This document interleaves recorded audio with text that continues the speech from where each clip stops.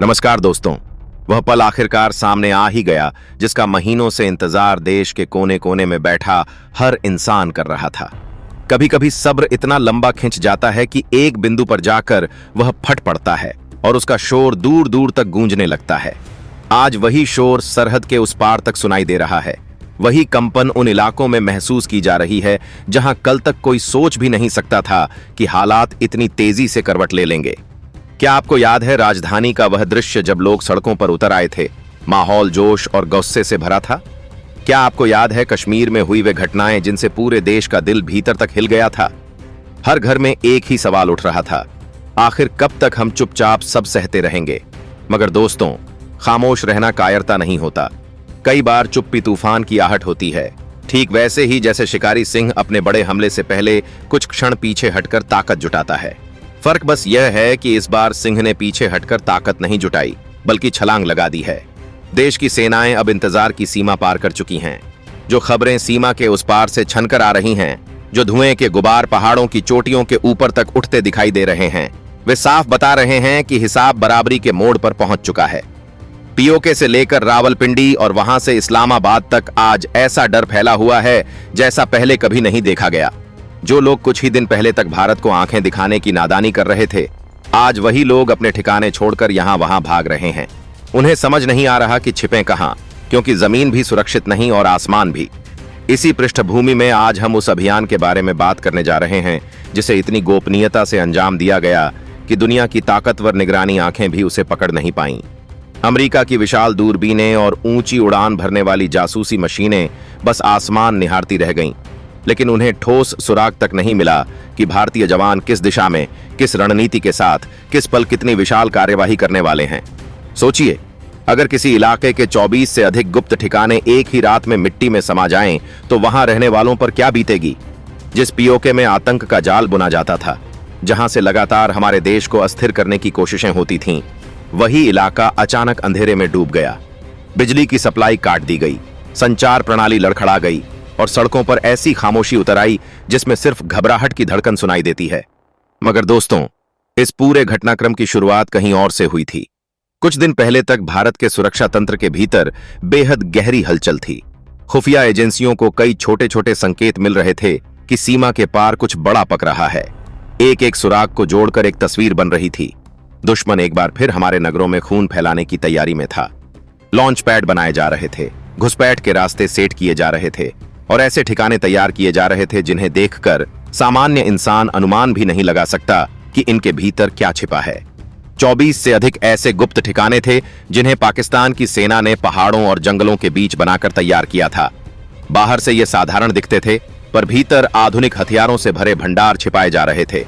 यह सोचकर सिहरन होती है कि अगर ये ठिकाने चालू हो जाते तो भारतीय शहरों में कैसी तबाही हो सकती थी। लेकिन उन्हें यह अंदाजा नहीं था कि भारत अब उस दौर में नहीं है जहां हमारी सुरक्षा केवल जमीनी पहरे पर निर्भर हो। आसमान में भारत की नजर ऐसी मशीनों के सहारे घूम रही थी जिन्होंने दुश्मन की रातों की नींद उड़ा दी।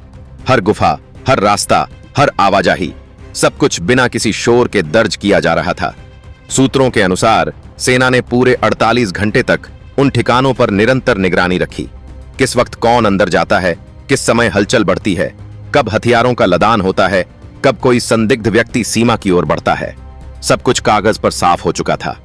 एक पल के लिए भी दुश्मन को यह आभास नहीं हुआ कि उसका हर राज भारत की मुट्ठी में कैद है। और फिर जब वह पल आया जिसका सभी को इंतजार था, सेना ने अपने अभियान को सक्रिय कर दिया। इस अभियान को सेना ने एक विशेष नाम दिया है, त्रिशूल। त्रिशूल यानी 3 धारों वाला प्रहार, 3 दिशाओं से एक साथ होने वाला हमला जिससे बचने की कोई गुंजाइश नहीं रहती। इसके साथ साथ एक और रणनीतिक योजना भी सक्रिय हुई है जिसका नाम है सिंदूर 2.0। दोनों की संयुक्त शक्ति ने पहाड़ों को हिला दिया है। इस पूरी कार्यवाही का तरीका पहले की तरह नहीं था। पहले अक्सर भारी तोपों और लंबी दूरी के गोले का इस्तेमाल किया जाता था, लेकिन इस बार खेल पूरी तरह नया था। इस बार आकाश से वह वार हुआ जिसकी कल्पना दुश्मन ने कभी नहीं की थी। भारत ने ऐसे उपकरणों का प्रयोग किया जो उड़ते हुए निशाने खोजने और सीधा टक्कर मारकर विस्फोट करने की क्षमता रखते हैं। यह तकनीक इतनी भयावह है कि इसका नाम सुनते ही दुश्मन के मन में दहशत भर जाती है। ये उपकरण समूह में चलते हैं। जैसे किसी मैदान में दर्जनों शिकारी अचानक उतर आए हों और एक ही दिशा में एक ही लक्ष्य पर हमला बोल दें। वे इतने नीचे उड़ते हैं कि पारंपरिक निगरानी मशीनें इन्हें पकड़ ही नहीं पाती। पहाड़ों की दरारों में, गुफाओं के दरवाजों में, लकड़ी के छप्परों के बीच जहां भी दुश्मन छिपा था, यह उड़ते हुए प्रहार घुस गया। न कोई चेतावनी, न कोई आवाज, सिर्फ लक्ष्य और उसके बाद धूल मिट्टी का बादल। इन उपकरणों ने जो काम किया वह दुश्मन के लिए सदमे जैसा था। वे ठिकाने जिन्हें वर्षों से पाकिस्तान तैयार कर रहा था, जिनमें पत्थर, सीमेंट और सरिया भरकर डिफेंस बनाया गया था, वे सब कुछ क्षणों में बेकार साबित हो गए। तकनीक के सामने वे पत्थर की दीवारें बस रेत की तरह ढह गईं। जब यह सब हो रहा था, उस समय से दुनिया के कई देशों की सुरक्षा एजेंसियां चौंकी हुई थीं। दूर बैठा अमेरिका भी अपने नजरिए से हालात देखने की कोशिश कर रहा। 60,000 से अधिक सैनिकों की तैनाती कोई साधारण बात नहीं है। यह किसी छोटी कार्यवाही का संकेत नहीं था। संदेश साफ था।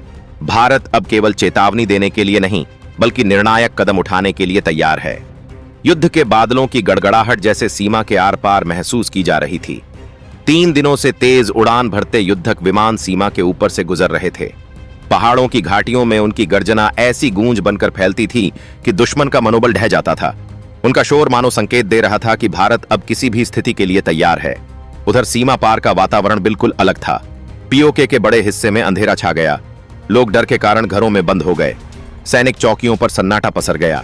स्थानीय प्रशासन की हालत इतनी खराब थी कि वे सही सूचना भी जारी नहीं कर पा रहे थे। जैसे जैसे यह खबर फैली कि कई ठिकाने ध्वस्त हो चुके हैं, वहां की जनता में हाहाकार मच गया। अस्पतालों को अलर्ट कर दिया गया। एम्बुलेंसें लगातार सड़कों पर भाग रही थीं और कई जगहों पर धुएं के बादल अब भी आसमान में लटके हुए थे। जिस देश की सेना ने वर्षों से आतंक को अपनी नीति का हिस्सा बना रखा था, आज वही सेना खुद अपनी सुरक्षा के लिए दूसरी राजधानी में भागने की सोच रही है। कई बड़े अधिकारी अचानक गायब हो गए हैं और शीर्ष नेतृत्व सहायता मांगने के लिए भागदौड़ में लगा है। इस पूरे हालात ने यह साफ कर दिया कि भारत अब किसी की चेतावनी या दबाव में आने वाला नहीं है। हमारा देश अब अपनी सुरक्षा को सर्वोपरि रखता है और इसका स्पष्ट संदेश सीमा के पार गूंज चुका है। भारत की इस कार्यवाही ने उन मित्र देशों को भी सक्रिय कर दिया है जो वैश्विक मंच पर भारत का समर्थन करते रहे हैं। कई देशों से आने वाले विशेष विमानों ने इस पूरे घटनाक्रम को नया मोड़ दिया है। इन विमानों में न सिर्फ सहायता थी, बल्कि यह संकेत भी था कि भारत अकेला नहीं है। दुनिया बदल रही है और नए समीकरण बन रहे हैं। अब स्थिति यह है कि दुश्मन के पास न बचने का रास्ता है, न लड़ने की हिम्मत। जो नीति उन्होंने हमारे खिलाफ दशकों तक अपनाई थी, वही अब उनके लिए भयानक सजा बनकर लौट रही है। देश की सीमाओं पर फैली हुई बेचैनी अब धीरे धीरे आम लोगों की नसों में भी उतरने लगी थी। शहरों में रोजमर्रा की रौनक भले ही वैसी ही दिखाई दे रही थी, लेकिन हर चेहरे पर अनजाना भय, हर बातचीत में युद्ध की आहट और हर निगाह में आने वाले कल को लेकर एक अनकहा सवाल तैर रहा था। हालांकि सरकार बार बार जनता को भरोसा दिला रही थी कि हालात नियंत्रण में हैं, पर सीमाओं से आने वाली खबरें कुछ और ही कहानी कह रही थीं। सबसे बड़ी उलझन उस क्षेत्र को लेकर थी जिसे दशकों से दुनिया पीओके के नाम से जानती है। वह भूभाग जो भारत का ही था, पर वर्षों पहले राजनीतिक घटनाओं और पड़ोसी देशों की चालों के कारण अलग हो गया था। कई पीढ़ियां उस भूमि को सिर्फ नक्शों और ऐतिहासिक किताबों में देखते हुए बड़ी हो चुकी थीं, लेकिन इस बार स्थिति अलग थी। पहली बार सेना को वास्तविक अवसर मिला था कि वह उस क्षेत्र में फिर से अपनी उपस्थिति स्थापित कर सके, जिसे लोग अपनी सांस्कृतिक और ऐतिहासिक पहचान का हिस्सा मानते आए थे। इस समय पीओके में हालात पहले से कहीं अधिक गंभीर थे। वहां की जनता लंबे समय से असंतोष में जी रही थी। बिजली, पानी, रोजगार और स्वास्थ्य जैसी प्राथमिक जरूरतें भी पूरी नहीं हो पा रही थीं। लोग खुलेआम सड़कों पर निकलकर यह कहने लगे थे कि वे अब पुरानी व्यवस्था से तंग आ चुके हैं। बाहरी ताकतों ने हर बार उनकी आवाज दबाने की कोशिश की, लेकिन इस बार गुस्सा इतना गहरा था कि वह किसी भी दमन से शांत होने वाला नहीं था। यही वजह थी कि सीमा पार कई स्थानों पर विद्रोह की स्थिति बन चुकी थी। भारत की रणनीतिक टुकड़ियों ने इस माहौल को बहुत ध्यान से समझा। वे जानते थे कि यह वही समय है जब बिना गोली बारूद के भी बड़ा बदलाव संभव हो सकता है। कई हफ्तों से भारतीय एजेंसियां चुपचाप वहां की स्थिति पर नजर रखे हुए थीं। स्थानीय लोगों के मन की बेचैनी, उनका इतिहास के प्रति लगाव और भविष्य की सुरक्षा को लेकर चिंता, इन सब ने मिलकर वहां एक ऐसा वातावरण बना दिया था जिसकी वजह से भारतीय कदम और भी मजबूत हो गए थे। लेकिन असली तनाव तब बढ़ा जब अक्साई चीन पर भी हलचल दिखने लगी।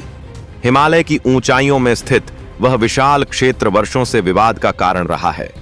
कठोर जलवायु, ऊबड़ खाबड़ जमीन और लगातार बदलते मौसम के कारण यह इलाका कभी भी साधारण नहीं रहा।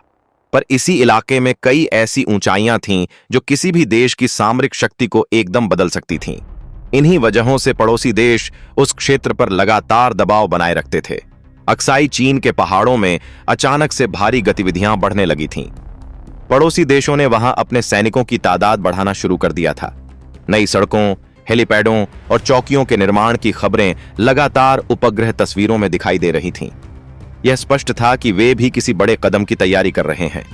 भारतीय सेना ने यह सब देखकर अपनी योजनाओं में तेजी लाई।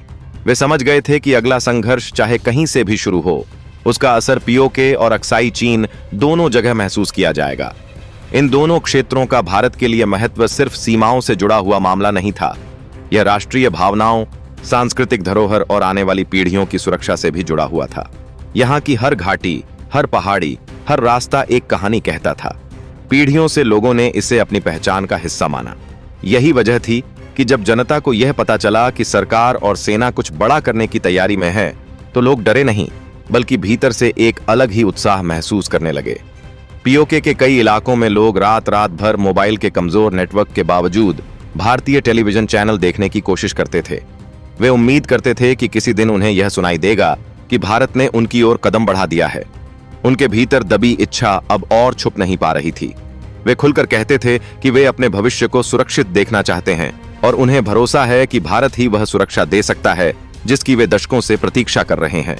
पर स्थिति जितनी भावनात्मक थी, उतनी ही कठिन भी। भारतीय जनरल यह मानते थे कि पीओके पर सीधा सैन्य कदम उठाना एक बहुत बड़ा निर्णय होगा। किसी भी गलती का असर पूरे क्षेत्र में फैल सकता था। इसलिए यह पूरा अभियान बेहद सावधानी से आगे बढ़ाया जा रहा था। इस अभियान का एक एक कदम, एक एक संदेश, एक एक निर्णय सभी पर गहन विचार के बाद ही आगे बढ़ा जा रहा था। अक्साई चीन में भी भारत ने चुपचाप लेकिन बेहद सटीक ढंग से अपनी रणनीति को मजबूत किया। कुछ नई चौकियों पर विशेष टुकड़ियां तैनात की गईं। उच्च प्रौद्योगिकी वाले निगरानी उपकरण लगाए गए ताकि दुश्मन की हर हलचल का पता कई घंटे पहले लग सके। बर्फ से ढकी उन चोटियों पर खड़े भारतीय जवान जानते थे कि वे सिर्फ जमीन की रक्षा नहीं कर रहे, बल्कि देश की आत्मा की रक्षा कर रहे हैं। इस बीच देश के भीतर राजनीतिक हलचल भी बढ़ने लगी थी। संसद में कई नेताओं ने सरकार से पूछा कि सीमा पर आखिर चल क्या रहा है, लेकिन सरकार ने खुलकर कुछ बताने से बचते हुए सिर्फ इतना कहा कि सेना पूरी तरह स्थिति पर निगरानी रख रही है और देश की सुरक्षा से कोई समझौता नहीं होगा। यह बयान सुनकर लोगों के मन में और भी उत्सुकता बढ़ गई।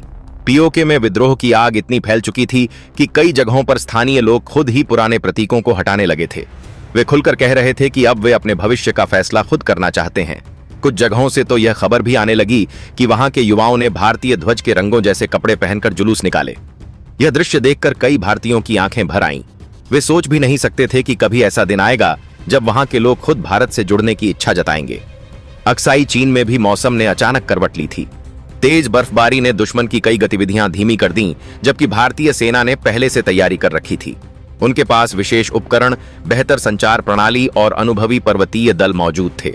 इस मौके का फायदा उठाते हुए भारत ने कई ऊंचाइयों पर पुनः कब्जा मजबूत किया, जिससे अगले चरण की रणनीति को बहुत मजबूती मिली। इन दोनों मोर्चों पर बढ़ती यह हलचल अब दुनिया में भी चर्चा का विषय बन चुकी थी। कई विदेशी विश्लेषक कह रहे थे कि भारत शायद इतिहास का सबसे बड़ा सामरिक कदम उठाने वाला है, लेकिन भारत ने इन चर्चाओं पर कोई प्रतिक्रिया नहीं दी। उसकी चुप्पी ही दुनिया के लिए सबसे बड़ा संकेत थी कि कुछ बड़ा पक रहा है। पीओके के भीतर रात के सन्नाटे में हल्की हल्की आवाजें सुनाई देती थीं। कहीं लोग फुसफुसाकर बातें कर रहे थे, कहीं दूर पहाड़ियों से रोशनी की झिलमिलाहट दिखाई देती थी, कहीं अचानक से कोई नारा गूंज उठता था।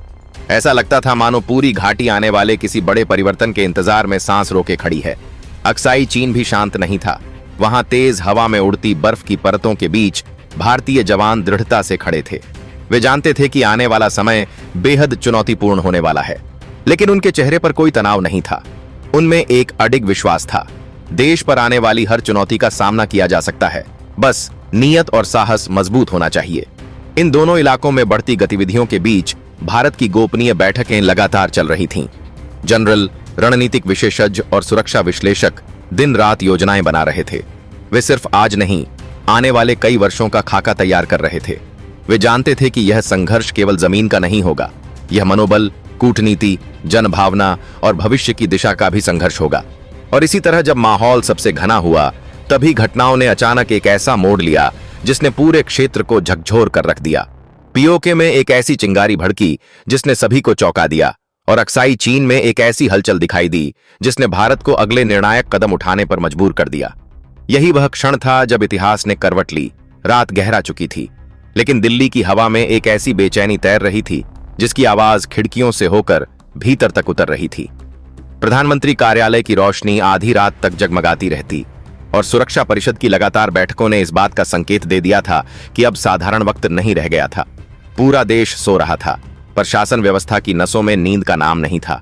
हर अधिकारी, हर विशेषज्ञ और हर सैन्य कमांडर आने वाले क्षणों को लेकर सतर्क था। पीओके से जो खबरें आ रही थीं, वे अब केवल असंतोष तक सीमित नहीं थीं। कई क्षेत्रों में स्थानीय समूहों ने खुले तौर पर प्रशासन को चुनौती देना शुरू कर दिया था। रात के सन्नाटे में घाटी के अंदर जलता हुआ गुस्सा किसी तूफान की तरह उठ चुका था। वहां के लोग अब सिर्फ विरोध नहीं कर रहे थे, बल्कि वे अपना भविष्य अपने हाथों में लेने के लिए दृढ़ निश्चय कर चुके थे। कई स्थानों से यह रिपोर्ट मिली थी कि स्थानीय आबादी ने उन चौकियों को खुद खाली करवाना शुरू कर दिया था जिन्हें दशकों से अलग थलग ताकतें नियंत्रित करती थीं। भारतीय एजेंसियों को यह सब देखकर यह समझ आ गया कि यदि जनता ही अब बदलाव चाहती है, तो बाहरी ताकतें चाहे जितना भी विरोध करें, स्थितियां बहुत देर तक रोक पाना आसान नहीं होगा। घाटी के भीतर इतने वर्षों के बाद पहली बार एक ऐसा माहौल बन रहा था जिसमें लोग खुद अपनी आजादी और अपनी पहचान को वापस पाने का साहस कर रहे थे। दूसरी ओर अक्साई चीन में सर्द हवाएं जमीन को एक कठोर मैदान में बदल चुकी थीं। बर्फीली रातें इतनी तेज थीं कि सांस बाहर निकलते ही धुएं की तरह जम जाती। लेकिन इन प्रतिकूल हालातों के बावजूद भारतीय जवान वहां डटे हुए थे। वे जानते थे कि इस समय 1 इंच भूमि भी यदि ढीली पड़ी तो दुश्मन उसे एक विशाल लाभ में बदल देगा। इसी सोच ने उन्हें भीतर से और भी अडिग कर दिया था। इस बीच भारत में एक अनोखी बात देखने को मिल रही थी।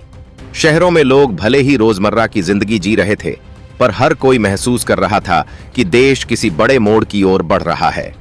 सुबह की चाय दुकानों में बैठकर लोग सीमाओं की चर्चा करते, रात को घर की छतों पर खड़े होकर दूर आसमान में उड़ते विमानों की आवाज सुनने लगते, जैसे उनका मन कह रहा हो कि आने वाला समय अब बिल्कुल सामान्य नहीं रहेगा।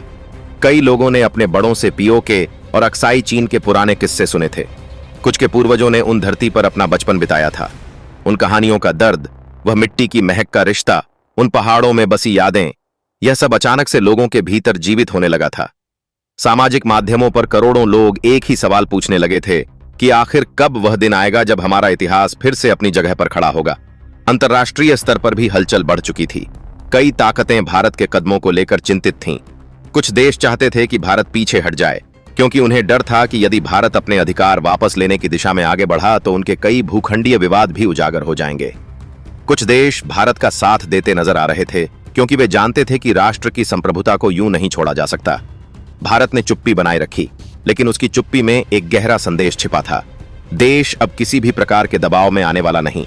चाहे जितनी भी ताकतें सीमाओं को लेकर डराने की कोशिश करें, भारत अब वह देश नहीं जो पीछे हट जाए।